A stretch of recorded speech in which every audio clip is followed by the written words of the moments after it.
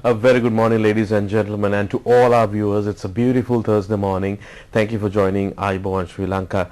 I'm your host, Krisanta, and today to discuss about something that we discovered very recently, about a week back, or perhaps a week or two back.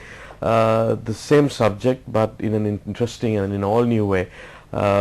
Speaking of is disability and inability. So to talk on this, to show the importance of considering the difficulties, the unfortunate incidents that people with disabilities or differently able people have to undergo in this society, and what attention we need to put and what changes we need to take as a country, as a nation, when it comes to giving more attention for people with disabilities. And to discuss about a very interesting event which is going to be absolutely fun, as well as an event which will make you wonder what if you were in that situation. We're going to have we're going to talk about this event as well, and to do that we have the founder of ECSAT, Liyanage. Catherine, a very good morning and welcome to the show. Morning, thank you. Yes, and before we go on to the subject that we were discussing about, Catherine, tell us about yourself, how you came into the scene, how you ended up in Sri Lanka, a bit about yourself. Well, I came to Sri Lanka on my 18th birthday Okay. to volunteer for a year with people with disabilities in Marvanella. Okay. And I've been here on and off ever since, working in the field of disability. I'm married here, that's why I'm a Liyanage, even though I don't look like a Liyanage. Okay. And I have a son who's about to turn 6. Yeah. So this was a passion that you had from your childhood days to help people with. What inspired you to do this? Was it your family background, or was it something that happened way back? Well, a lot of people say to me, you must have a relative with a disability or something like that. I actually have no relatives with disabilities. It was when I was very young, maybe about 8, 9 years old, I was very angry because there was an institution down the road from us where kids with disabilities were, and I got very angry with my parents, saying to them, why are these kids separate and we can do what we want and they have to be in this house? So from that age we would take a rabbit there for them to play with, we would go and visit with them, and then as I got older I continued then with day schemes for kids when I was sort of in my early teens, 14, 15.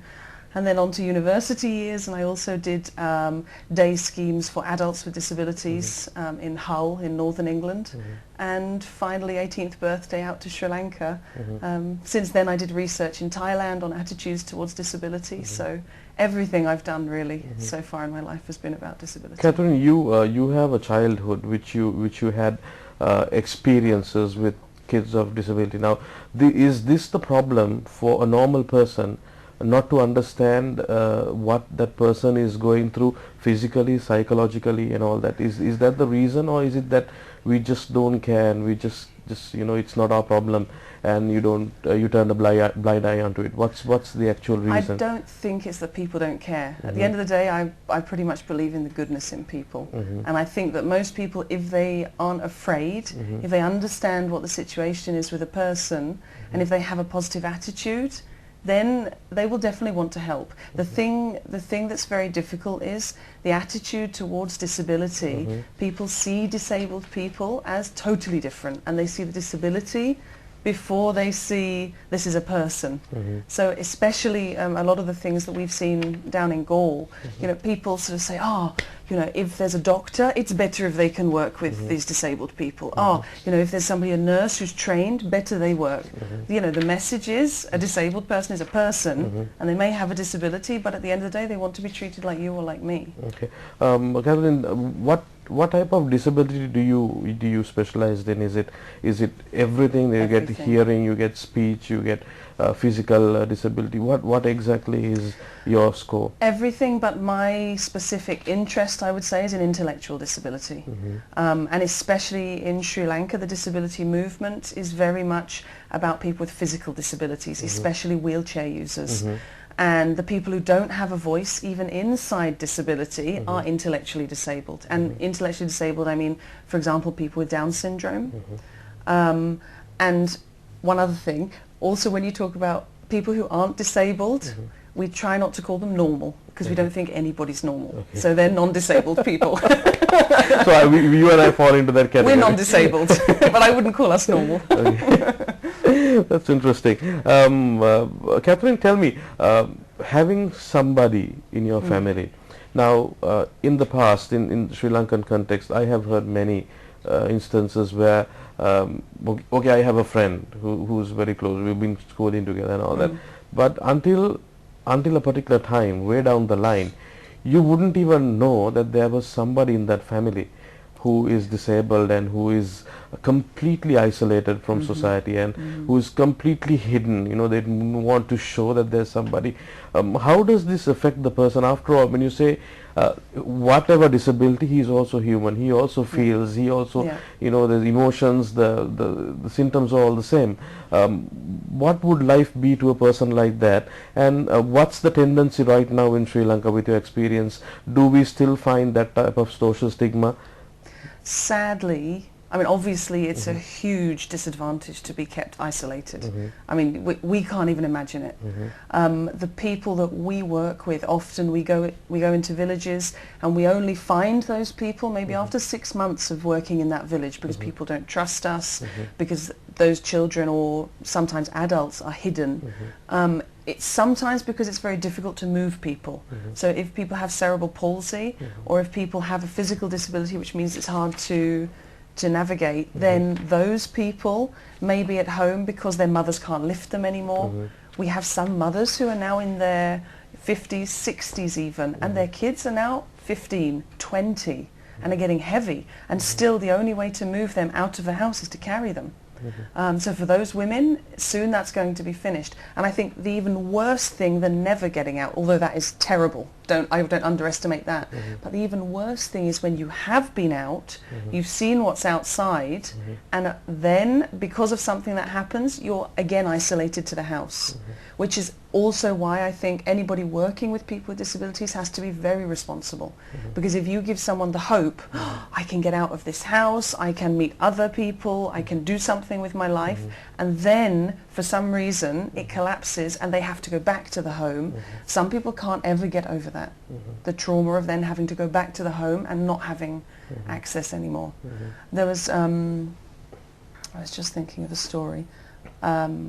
It's gone, sorry.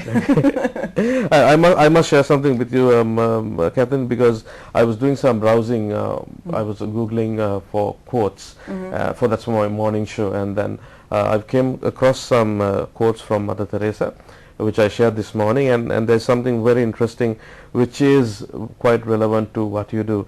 She says that we think sometimes that poverty is only being hungry, naked and homeless. Right? She says, we think that sometimes poverty is only being hungry, naked and homeless. The poverty of being unwanted, unloved and uncared and forgotten by everyone is the greatest poverty. Absolutely. So I think you must be experiencing this type of thing, you know, to be isolated, to be left alone, to have no one to love. I think that must be the worst thing that could happen to anyone in the world. Isn't it, Catherine? Absolutely. And also, I think a lot of people with disabilities, Sri Lanka is not a terrible place for people with disabilities. It's, okay, you know, we have our problems, but at the end of the day, the bigger problem than neglect is actually overprotection and doing too much for a child. So there's a child that I know in Gaul, and he was always looked after by his mother. She did everything for him, and didn't believe that he would be able to do anything.